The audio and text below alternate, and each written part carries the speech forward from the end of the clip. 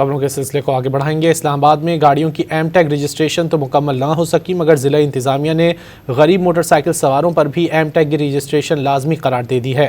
روزے داروں کی لمبی لائنیں لگی ہوئی ہیں، لیکن عملہ نہ ہونے کے برابر ہے۔ مزید جانیں گے ڈان نیوز کے نمائندے طاہر نصیر سے۔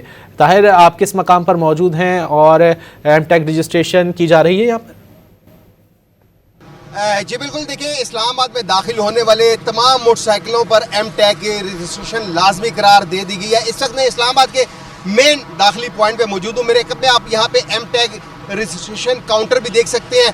شہری کتنی دیر سے یہاں پہ کیا انتظار کر رہے ہیں، کیوں نمبر نہیں آ رہا؟ ایک یہاں پہ موٹر سائیکل سوار موجود ہے، ان سے جانتے ہیں۔ جی بتائیے گا کتنی دیر ہوگی آپ یہاں پہ آئے ہوئے ہیں اور کیا کچھ مسائل ہیں یہاں پہ؟ السلام علیکم، میں صبح کا آیا ہوں۔ انتظامیہ بہت ہی سست ہے، کوئی کام نہیں ہو رہا۔ آپ پیچھے دیکھیں کہ لائنیں لگی ہوئی ہیں، کافی دیر سے ہم کھڑے ہوئے ہیں۔ روزہ بھی ہے، آپ کو پتا 2-3 گھنٹے ہو گئے ہیں۔ ایک بندہ اندر لگا ہوا ہے اور وہ سست، ان کا بندہ آتے ہی نہیں ہے لگانے کے لیے۔ ہم اس ٹائم کے کھڑے ہیں اور ہمیں امید نہیں ہے کہ یہ لگا کے دے گے، ہمیں کل آنا پڑے گا۔ ویسے کیا سمجھتے ہیں کہ یہ جو رجسٹریشن ہو رہی ہے، اس سے کیا اسلام آباد محفوظ ہو جائے گا؟ اسلام آباد کو محفوظ کرنے کے لیے کافی سارے اور پوائنٹ ہیں، اس میں آپ ٹیگ لگا کے بندوں کو پریشان کرنا چاہ رہے ہیں، اور کوئی بھی پوائنٹ نہیں ہے ہمارا۔